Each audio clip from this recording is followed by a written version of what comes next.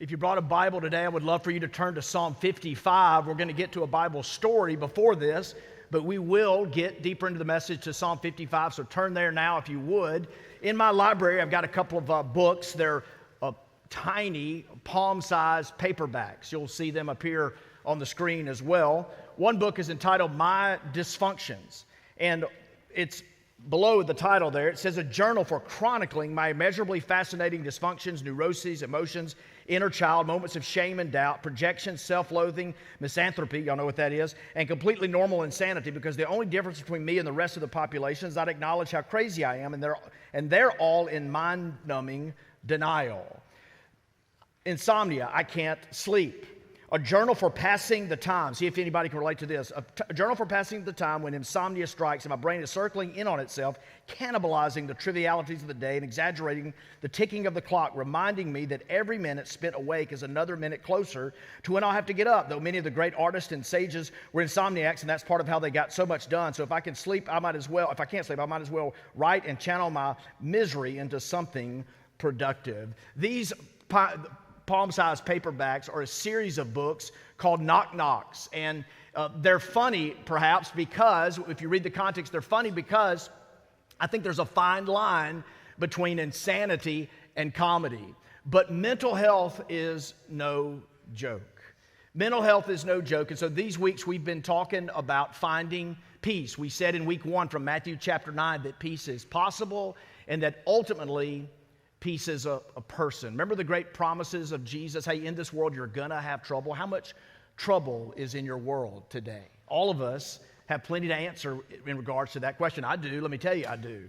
But how much peace is in your heart? Peace is possible, peace is a person. In week 1, we looked at anxiety and how it can plague us. In week 2, we talked about sadness. Then we brought it up a decimal or two last week when we talked about joy, because when it comes to mental health, we need to have a proper understanding of joy. Remember Romans 12:15, rejoice with those who rejoice and weep with those who weep. Sadness and joy are actually traveling companions, and they both can coexist in your life and even simultaneously. You're not crazy, well, you may be, but joy and sorrow should exist and ought to exist in the human experience.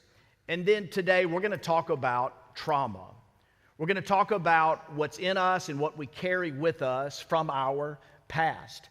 And listen, years and years ago, when I was a younger man, I thought, man, I don't want to be a preacher that gets into psychobabble. I want to reject a therapeutic model that the world gives us. I'm going to be a Bible guy, a Bible-only guy. And remember what we're saying this whole series, I've said it each week, it's not topical, it's theological. We're going to the Word on something that's helpful and something that's crucial for us to understand. But trauma is something that we carry. So I want to show you a clip from a Hollywood star. He's a big star. And I've never done this before. I've never showed a clip where there's a cuss word. Now, we would never show a cuss word in church, right? But it's bleeped out. Y'all okay with that? It's just a 1-minute clip. There's a cuss word bleeped out. So if anybody's young in the room, just tell your kids we don't talk that way around here, and don't worry about what he might have said. But look at Dak Shepard talk about what he's carried in his life, how trauma has impacted him. If I hear one more person say kids are resilient, divorce will have no impact on them, check this out. Anyone that's the child of a divorce has witnessed that one of the parents left. That's an option. Truly. In the most simple way, it's an option that these people can leave. You know it now. You're down to one. You better love and cherish and perform for that one person, because you're down to one. Yeah. I hold true that I love my mother more than anything, and she is the greatest woman to ever be on planet Earth. But did you have a also, I choice? don't know that I had a choice to feel otherwise. Absolutely, that's what I was going to say. Do you have a choice? No. Somebody leaves and you go, wait a second, if they leave, You can leave? that means you can leave, you can leave, you can leave, you can leave. And then you forget, like once you get outside of the family, then are you reacting to the potential of anybody leaving? I know a lot of people, I know a lot of pastors, I know some of our church staff who deal with this very thing and things like it. We're going to look at a passage in the 55th Psalm a little bit later where we see that. But trauma is something that we carry with us. Now, there are situations, now I understand this, I'm very mindful of it and sort of perturbed by it, but we throw the word trauma out a lot. We're quick to label someone a toxic person. We just need to walk down the hall and have a conversation with them and resolve conflict in a Matthew 18 type of way. But conflict, or trauma rather, is a real thing. But I do want to say that we throw the word around so loosely and flippantly that it loses its impact and its meaning. There's non-trauma. Yesterday, let me show you, a friend sent me this text. And it was 3:45 in the afternoon. You know what I'm doing on 3:45 on most Saturdays? I'm really in the middle of sermon preparation. I got the pregame jitters. I'm going back and forth. I'm trimming and tying the sermon together. I'm fashioning it. I'm flavoring it. I'm praying. I'm nervous. I'm excited. All those things. And a friend sends me this, and he says, "Hey, man, I'm on a 43 in the Bahamas. Pray for us." And notice my response, which was a total lie. Prayers up. If you're not a boat person, that's a 43-foot boat out there in the Bahamas. And I'm like, prayers up, bro. Listen, that's not traumatic. I mean, it stung me. I carried the pain with me. It was in the back of my mind. I was jealous, envious, something like that. But look, that was unfortunate, but it's not traumatic. Okay? I'll tell you his name at the end of the service. But there are, as psychologists have weighed in, I talked about it this week in Noonan, Georgia, with some pastor friends as we shared our own stories of things of abandonment and betrayal and the hurt that's related to our jobs and to our callings, to our just our situations and circumstances in life. But there is non-trauma. Let's just say, hey, that's not traumatic. That's just unfortunate. Let's call that out. And we can help people as we do that. We can help each other in our own mental health journey. But there's little t and there's big T. Little t hurts can hurt us, they can hit us in life, and they can create scars in us, and those scars we carry with us. It could be embarrassing moments, painful memories, unresolved conflict. But there's big T trauma, and big T trauma is related to loss and pain and death and divorce. Someone I sat with this week is wondering how they can get on with someone that they've spent most of their life with. And the pain there is great. This is big T type of trauma. It surpasses little t trauma, and it's heavier, it's harder, it hurts a whole lot more. This can include so many things that relate to us choosing isolation. Even in a crowded room, we choose isolation. We can battle with a sense of a loss of control and a loss of hope, not believing that we can have a bright future. This could be hurtful words that really damage your soul. It could be threatening and bullying that you've experienced in your life. It could be abuse, both physical or sexual. These are big T traumas. It's become common for many years to use the word PTSD also kind of loosely, and I'm okay with it almost entirely. PTSD was originally a term coined for people who came home from war. They had seen the battle, people losing their lives, some terrible things that folks ought not to ever see, and they come home and they officially are diagnosed with PTSD. Our nation has not done very well when our troops return home from war for the most part. But PTSD can also include all of us. Y'all have heard me. It's been a while, so I want to do it today. I feel compelled to. But y'all remember my friend Earl Darrington. You'll see him on the screen in a June 14th, a 2014 article by the Clarion Ledger. Earl Darrington was a member of Woodland Hills Baptist Church. He would like you to know, I'm sure today, as I preach about him, that he was not alive. He was not involved in the church when the building was built, but he was alive, and he went to fight for our country in World War II. He has a Purple Heart and got a Bronze Star, and became a prisoner of war in the Battle of the Bulge. And Mr. Earl Darrington was so excited when Woodland Hills Baptist Church opened their doors to Fondren Church in 2014. He, at that time, was mostly homebound. His wife, Pauline, certainly was, his wife of 70 years. But I remember a few times when Mr. Earl would come in a wheelchair, his person would put him right there. Mr. Earl was a big supporter of our church. Again, a long-term member of Woodland Hills Baptist, but he was so excited that the churches were coming together in this space and that they would one day give the place to us. He would write me letters and we would have conversations. I got so many kind letters where he bragged on me and talked about the Lord using us as a church. I'm like, I got to really start going to visit this guy. It was a great honor when he asked me to do Miss Pauline's funeral. Some of you were there. It was during 2020, the spring, when we had to do a drive-by. And Fondren Church, some of you were there, Fondren Church showed up that day to honor the life of Miss Pauline. And I knew Mr. Earl wasn't going to last longer. 6 months after that was his funeral, and one that I got to do as his son Chip asked me to do that funeral. What a special relationship. I've got a box of those letters that Mr. Earl sent me. I hope nothing ever happens to them. I keep them, and when I need encouragement, I look back at them. I remember a story that Mr. Earl Darrington told me one day. He didn't talk a lot about being a prisoner of war after the Battle of the Bulge. by the Japanese troops. But he did tell me the story about one time he was at a restaurant and a motorcycle made a noise. There was a backfire on a motorcycle. And to everyone else, it just sounded like a motorcycle. But for him, it seemed like gunfire. And he goes under the table. Post-traumatic stress disorder. He heard something that others didn't hear because what? Because of what he had experienced. Something from his past showed up in his present. And this is the story of post-traumatic stress disorder, but we all can experience it in our lives. Doctors over the last 40, 50 years or more have really tuned in and helped us tune in on how stress affects us. As we talk about our mental health journey, stress is a big, big part of it. I mean, there's genetics, there's diet and exercise, but boy, stress is right up there in the top 4 for sure. I remember when I used to go to the doctor in younger ages, and the doctor would be like, ask me, how's your stress level? And I'm like, what, my stress level? I wasn't enlightened back then. I'm like, okay, just check my heart, my lungs, my vital signs, put that little hammer on my knee, check my reflexes, and let me get on out of here. But why are you asking me about my stress level?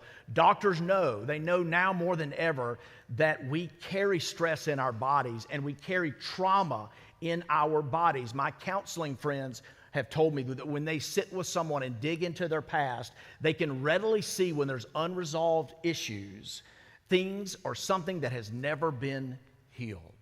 And how do they take this person to a place of healing? How does God take us to a place of healing? I was driving a couple of weeks ago thinking about preaching on trauma, and I was thinking, who in the Bible experienced trauma? And then it quickly occurred to me, Joseph. Do you remember Joseph? Joseph had a dad who favored him, and thus he had brothers who were very jealous of him. Can you imagine being a brother who you felt looked past, looked over because your dad didn't give you that kind of attention? He had a favorite, he played favorites, he picked a favorite, and everyone knew who his favorite was. And so these jealous brothers of the father Jacob, these jealous brothers, 11 of them, said, how can we solve our problem? And they said, I think I know, we can just sell him into slavery. So they're out one day and they see a caravan with camels and wagons approaching them. They're like, let's just sell our brother Joseph as a slave and we'll tell Dad that a wild animal ate him. And they did. They just didn't conceive of the plan. They executed that plan. Joseph is sold into slavery in Egypt. He meets a man named Potiphar's wife, falsely accuses him of a wrongdoing again that was false. He didn't do it, but he gets the dungeon. He gets the darkness. He gets jail time. And in the jail, he becomes friends with a cupbearer. Now, Jacob, the father, is back showing preference, giving preferential treatment to Benjamin, a blood brother.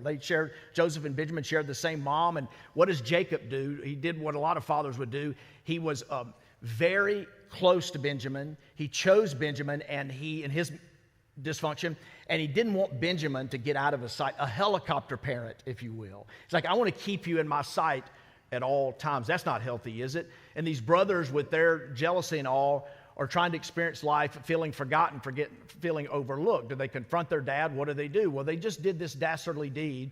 And so Joseph is in this prison, and Potiphar because Potiphar's wife had falsely accused him, he befriends the cupbearer, and he interprets a dream. And through this dream interpretation, he experiences something pretty cool, and we see Joseph actually, despite the darkness, despite his sentence, he grows in favor with men. Look at what it says in Genesis 40 and verse 14. But when all goes well for you, remember that I was with you. This is Joseph and the cupbearer. Please show kindness to me by mentioning me to Pharaoh and get me out of this prison. A few verses later in Genesis 40 and verse 23, yet the chief cupbearer did not remember Joseph. He forgot him. This favored son who, think about it, when he got sold into slavery, he lost everything in this moment. He lost father, he lost favor, he lost family, he lost freedom. And so in this experience, he's like, don't forget me, and he gets forgotten. A ton of our trauma, as a pastor, I see this, a ton of our trauma is because we feel overlooked, because we feel forgotten, because we have been rejected. So Joseph has to process this. And I want to give you today 3 ways, 3 things you can do, 3 means, 3 steps that you can take towards healing in your life, towards overcoming the trauma that might exist in you. And so the first one is this: 3 ways we can take a step towards healing. The first one is to talk about it, to simply talk about it. This seems obvious. You've heard it in books, you've heard preachers preach about it, you've had somebody encourage you in this regard, but yet we choose a way that's not healthy. And so Joseph had been in, check this out, he had been in Egypt for 22 years. And he became the second, because of his ability to interpret dreams and find favor, he became the second person in leadership in the nation of Egypt. And the dream that was interpreted, by the way, was a famine that would be in the land for 7 years. 7 years of famine. And so they began to look to Joseph. In fact, he was commissioned by the king to be the person who helped make sure that everybody had food. The famine is coming. The famine will be a sustaining famine. You're in charge of making sure everybody has food. So what happened around the nation of Egypt is that people from other lands would travel to Egypt, and Joseph had a ton to do with that. They traveled to Egypt, lots of people, lots of different kinds of people, including his brothers. And when, after 22 years, they don't recognize him. It's been funny when you get a certain age, you start bumping into people, especially when you move back. I lived out of state for almost 15 years in Florida, California. I moved back, and every so often I'll just bump into somebody I hadn't seen, and the math just keeps growing. So there are times, it seems like it happens a few times a year, I'll see someone or they'll see me in public, and it's been like 30 years. And I'm just like, someone go, Robert. Usually they go, Robert? Because I had hair and stuff. And I'm like, just to be recognized in bodily form is a huge, it's like, yes, you recognize me. But after 22 years, with the desert lifestyle, they don't recognize each other. And look how the scripture plays out in this passage in Genesis 45, verses 1 and 3. Joseph could no longer keep his composure in front of all of his attendants. So he called out, "Send everyone away from me." No one was with him when he revealed his identity to his brothers. So this is a moment here. Think of all the years of frustration, pain, and trauma that had built up in him. But he wept so loudly that the Egyptians heard it, and also Pharaoh's household heard it. And Joseph said to his brothers, "I am Joseph. Is my father still living?" But they could not answer him because they were terrified in his presence. He chose to cover it up. He chose to not speak. He thought he could bear the weight of it. He thought he could just ignore it. And by the way, when he was pretending, he didn't have any emotion. You can do that. You can do that with unresolved hurt. You can do that with pain. I don't want it to be healed. But what you'll have to do is choose not to talk about it. You'll have to bury it. You'll have to cover it up. You'll have to try to bear it, to ignore it in some way. And when he was pretending is when he had no emotion. But the moment he talked is when the emotion came. And what we see in this story of trauma from a story so long ago is what psychologists bear out time after time again as being a truism in our day, that when you begin to speak something into the air, when you speak to someone who's trusted you already, there's stuff that's happening in the prefrontal cortex and the fear part of our brain and the structure, the neurological structure of who you are on a scientific level that's bringing you closer to healing when you just talk about it. And so Joseph, all the trauma that had built up in him, he shared it with his brothers. Look at another verse with Benjamin here, the blood brother. Then Joseph threw his arms around his brother Benjamin, and they wept, and Benjamin wept on his shoulder. This is the call for us to move towards help and healing, is to learn to talk about it. And here's what could be so true of us as humans, and where the enemy has a field day, and where he could be wreaking havoc in the lives of some of you today, is when we say, hey, I'm going to save face. It's going to be pent up in me. It's not going to be shared. I'm just going to save face and not let other people in. I don't want people to feel sorry for me, so I don't want to be a burden to them, so I'm not going to share with them. That's a real crafty excuse. It sounds so good. I don't want to be a burden to somebody else. I don't want them to think poorly of me, and so I'm going to hold it in. I'm going to cover it up. I'm going to try to bear it. I'm going to try to ignore it. I'm going to pretend and be emotionless. Or we can take that big step toward healing when we share. Can I say to you, I hope some of you have found this to be true. Susan and I have walked with some couples in our church through the years, and we've seen our own marriage make progress, and we've had to.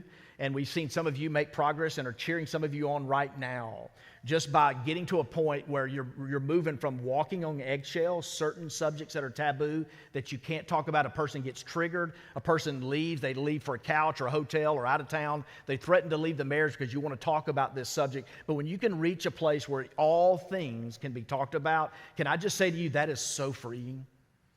And that's the way God designed you. Man, we can talk about anything. And that is a freeing thing. And so I want to challenge you today as a part of finding peace, as a part of your journey with mental health and emotional well-being, as we look at this story of Joseph. Hey, talk about it. Talk about it, but don't talk about it with everyone.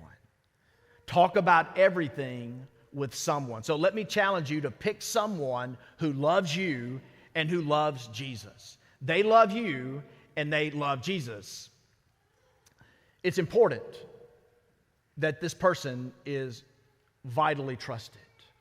For years, I've walked with a good friend who thought he would practice vulnerability with a few trusted men in his church. So he divulged something about his life, and he found out that he couldn't trust them. They squared up their shoulders, they looked him in the eyes, they said the right words, the right spirit felt like it was in the room. And then he learned later that someone had divulged his secret, had talked about him, had formed judgments about him. And that turtle goes back in the shell, don't you know? So I want to say to you, man, don't add the trauma in your life. Find a person. You can add 2 or 3 maybe, but find a person who, this important criteria, they love you and they love Jesus. I was reading a few weeks ago about these hikers. Every year, 1,500 entrants choose to go hiking the Appalachian Trail from Georgia, North Georgia, all the way up to Maine. That's 2,160-something miles. 1,500 people sign up, 1,500 people start, only 10% make it. It takes a long time, but only 10% make it. And the one who was writing this article was talking about the first time he did it, he just had a great weight on him. And so he's hiking, and at an early stop, there's 2,000-something miles to go. At an early stop, maybe up in Tennessee area, he runs into an experienced hiker. And the experienced hiker says, man, you got a lot of weight on you. And so he gives him permission to go through his bag. They go through his bag, and he's got weight he's got an alarm clock. Can I just say, if you're going hiking, you don't need an alarm clock. God's got you with the sun. Plus, you'll be sleeping on a mattress with your back. You're going to get up in plenty of time. A bear or something. You don't need an alarm clock. He takes that. Yeah, he says, sir, you're not going to need that alarm clock. There were batteries. The batteries were for the alarm clock. They end up, after a few minutes, they take out 26 pounds of his backpack. He saves him 2,000 miles carrying an extra 26 pounds on his back. Here's what you need. Here's what I need. She's so glad that I found it in my life, but find one or find a few who are experienced hikers, and they will help you, and they will talk to you about the weight that you're carrying. And they won't let you carry unnecessary stuff. They'll speak into it. But listen, just like the story, let's be a little bit literal here, that you got to let them into the backpack. You got to let them into the embarrassing things that you're trying to carry with you, so they can say, hey, dude, hey, sweetie, no, not that. That's too much. You don't need it. Don't carry that with you. And so, talk about it. Secondly, pray about it. And I want to flip from Joseph in Genesis. We'll go back to him, but I want to look at the passage the chapter I asked you to turn to, and that's Psalm 55. Talk to God about it. The great theologian Jelly Roll says, I only talk to God when I need a favor. I only pray when I don't have a prayer. And what I love about Psalm 55, if you read it, I'd love for you to read it all the way. But he essentially prays a Southwest Airlines prayer. Y'all remember the commercial Southwest, you want to get away? And David prays this prayer like, if I just had wings to get out of here. And that's where some of us are experiencing mental anguish. And we're choosing isolation. And we're finding it difficult because of our malady, because of our malformation within us, to think about a future that really does have a hope. And the thought there is, I just want to get away. And you probably found through frustration, I've lived some of this myself, that escapism doesn't work. Escapism is numbness, it's diversion, it's not going to heal you, it's not going to heal what's unresolved in you. And so David in Psalm 55, by the way, prays not intermittently like Jelly Roll and like we do a lot of times, he prays consistently. That word intermittently, if you're trying to take notes on everything, you're going to have to struggle with that word, right? We don't see that word a lot. We don't say it a lot. It's really reserved for the windshield wiper, right? On intermittent, you ever gotten in your car and you drive a little bit and then all of a sudden the wiper blade comes on like, whoa, and you had it set on intermittent? It's just an occasional thing. And sometimes our prayer life is that way. We're not really talking to God. We're not worshiping much. We're worrying a lot and looking at our screens and trying to figure things out on our own. And we're talking to other people to some extent. But are we praying to God about it? Look what he says. Look at this prayer. You talk about trauma.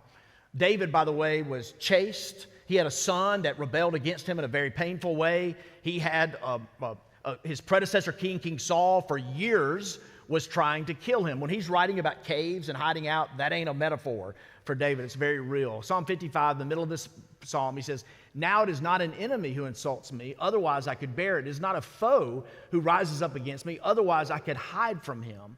But it is you, a man who is my peer, my companion and good friend. We used to have close fellowship. We walked with the crowd into the house of God. Every man I was with this week, faithful in ministry for decades. Every man, including moi, has this story. And it hurts. I have sought counsel because of this. I have dealt with my own issues of abandonment as a child of divorce. He's saying, this is my little paraphrase, a stranger, rejects me. An enemy, I expect that. But the guy I used to go to church with, the friend, the one who walked with me, the one that we shared so much together, that's so hard and so painful. And so this pain, he's not just, he's talking to God here. And notice David, I know this is foundational here. But what did David do? A son who rebelled against him, a terrible sin in his own life that you can read about. If you want to know how to respond to sin, read Psalm 32 and Psalm 51. That's the way. Those two ways. When I kept quiet about my sin, my body wasted away. If you're in medicine, a doctor in this room, you can say, yeah, when you hold on to that kind of stress and keep those secrets and don't talk to man or God, your body will carry trauma and pain that you're not intended to carry. And so this prayer in Psalm 55, he's saying, I've had this problem with my son. Family is something, isn't it? There's just nothing like family problems. And you kind of get that here. He's probably talking about a brother in Christ. We have to speculate a little bit, but strangers and enemies, but those closest to us is when the trauma and the pain can be so great. And you already know, I'm trying not to look at y'all right now, but you already know if you're carrying unresolved hurt or anger or pain from someone in your house. So talk to God about it. This king, this predecessor, is trying to kill me. He threw that spear at me. I'm running to this cave. I've got all this pain. But here's what David did. Let's learn from this. He wasn't a perfect man. He was not a perfect man. But he grew into being an honest man after being a dishonest man. A man that God says, this is a man after God's own heart. And what I love about him is what I want to put in front of all of us today, especially men, if I can say that, which is pour out your heart to God. Pour out your heart to God. On the run and in pain and dealing with trauma, David, he sat down and he wrote songs. And here's what's cool. You may not be a songwriter. Probably don't have too many in the room. What a gift to the world for those who write songs. But there's this great collection of books, 150 songs, and David wrote most of them. And what he wrote, we can benefit from. So let me challenge you, if anybody's up for a challenge, is to start today and read a psalm. Read Psalm 1. and read a psalm every day for the next 150 days and talk to God about the pain that you're experiencing. Talk to him about the burdens that you bear. And the same guy in Psalm 55 who says, I want to get away, I want to have wings like a dove, and I want to fly away, because isn't that what we all want to do? I want to avoid our problem. Joseph's brothers are so bad. Hey, that is our problem. How do we solve our problem? We sell him into slavery. And sometimes when our problems overwhelm us, that's what we want to do. But find someone, talk about them, someone who loves Jesus and loves you, and then talk to God about them. Look at Psalm 55 and verse 22. It parallels what Peter would say in the time of Nero. 1 Peter 5:7. Cast your burden on the Lord, and he will sustain you. He will never allow the righteous to be shaken. Cast it on him. Be honest about what's happening to you and know that he's big enough, and pour out your heart to him. So talk about it, pray about it, and then thirdly, interpret your pain through the lens of God's purpose. I bet some of you Bible people are already going, I know where the preacher's going to go today. If he's going back to Joseph, he's going to Genesis 50:20. And it says this: you planned evil against me. God planned it for good. By the way, who's going to win? In the end, who's going to win?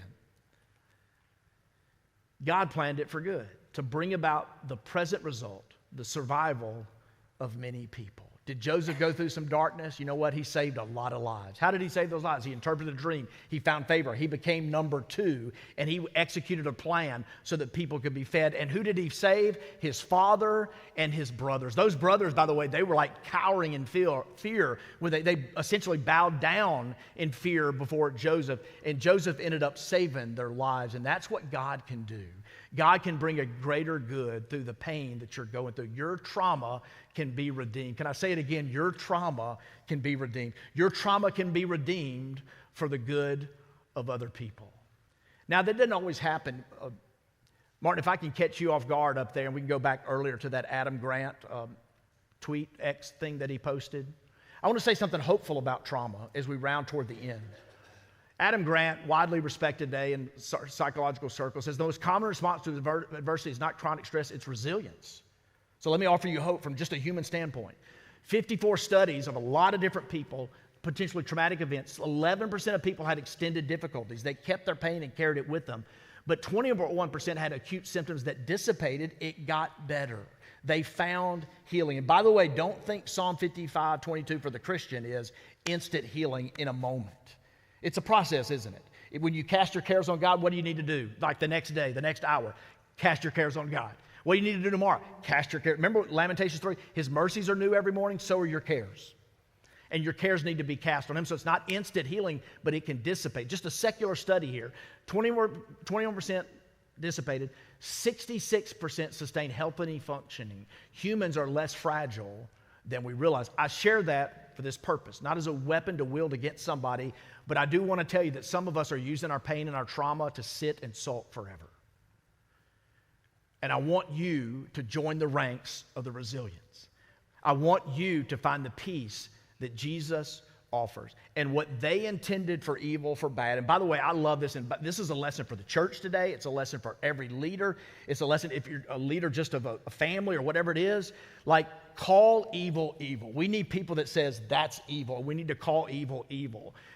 Giving it a different name and speaking euphemistically doesn't help anybody heal. It doesn't help anything get resolved. He said, what y'all meant for evil, God intended for good. And so as the team comes up and we round toward home, I want to read something that I was privileged to receive not too long ago from somebody that I know.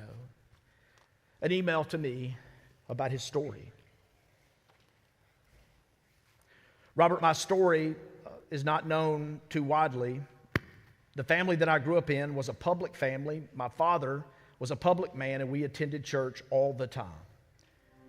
I had many siblings, and nobody would know what happened behind closed doors. One day in a snowstorm, me and some friends were sledding, and my sled went into a basement door, and I broke glass.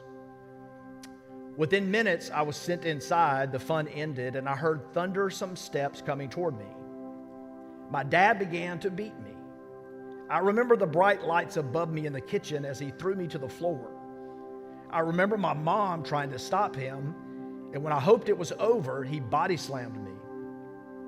I laid still because if I moved, he could kill me. What do I remember? Everything went black. The only time I felt safe was at school. I developed, I'm sure, a split personality. Kids would be drawn to me because I would be funny. People want to be around somebody who's funny. People don't want to be around somebody who is hurting. We never wanted anybody to know. I never wanted anybody to know. In college, my parents divorced. I remember thinking, okay, I'm done. I never have to see that person again for the rest of my life. You would think that as I grew up, that trauma would become less and less. But I started believing the lie that I was no good. It exploded, this pain and trauma that I carried. It exploded, and at times it spilled out to other people. Those who've been abused become the abuser. Those who've been cheated on cheat on others. It becomes its own life within you. It consumes you. Drugs, alcohol, and sex. I stayed away from most of that. But I lived a lie. It held me hostage. Decades of pain. I wish I knew better. One time I remember, at my own reluctance, visiting my childhood home. It was so painful. I had no faith in God whatsoever. I chose to validate myself through work and promotion and stuff. I was stuck in anger and rage for what he did. One day I met a woman. She would become my wife, but I remember when we were dating, meeting her dad. And deep down, I was hoping that it was all true, that he really was a good man full of love. One time when I was struggling as we were dating, her dad challenged me. He said, "You need the Lord." And he walked through the prayer with me. I prayed that prayer. I asked Jesus for forgiveness of my sins. And I'm telling you, Pastor, I wasn't just doing it for him or her. I did it for me. As I did, my life flashed before my eyes. I could picture that Christ was with me. And I knew. I turned my life over to him. My question, why? What was the purpose? Look around. No one is immune to hurt, but nobody finds the answer really to the why. Trauma doesn't define me anymore. Christ guides me in everything. I have an appreciation for things now that I wouldn't have. To hold my wife's hands, godly relationships with good men. I don't want my kids to ever feel unloved and unsafe. I wouldn't change a part of me now. In 2019, I felt the need to meet with my father for the first time in over 20 years. Since that time, we talk almost every day and are doing the best to make up for lost time. God can heal you. God can set you free. To carry that weight, don't do it. Give it to Christ. Pastor, keep challenging our church and give us opportunities to take that step. God can heal you and God can meet you. This whole series is to invite you to find peace and to flex some resilience, not in your human strength, but in the strength that Christ gives. That pain, Christ is greater. The intuitive nature of the world and its messages, the holding it in, the pretending, the saving face because you don't want people to feel sorry for you, saving face because you don't want to look like a problem to other people's, a lie from the enemy. And man, that's the soil of which the dark night of the soul just grows and grows and grows. We have one who will never leave us or forsake us. Would you stand? Father, minister to us in our battle for our own mental health. Thank you that your word shines as a beacon over a storm-swept ocean of life, as a voice of reason and invitation in a world that has gone mad. And it invites us and it summons us. Even with this story of trauma, your word, the inspired word from you, tells us of a story of a man who learned to talk about it, of one who learned to talk to you about it and gave us a songbook to teach us how to talk to you, to pour out our hearts. And in one who ultimately looked at his pain through the lens of your purpose. In Jesus we pray. Amen. We have a few minutes reserved. Daniel and Susan are going to be down front. We would love to pray for you. Would you come today? Don't worry about anybody around you. Just come today and pray. You can kneel at the altar or let one of us put our hand on your shoulder and pray for you. Let's use these few minutes to honor Christ.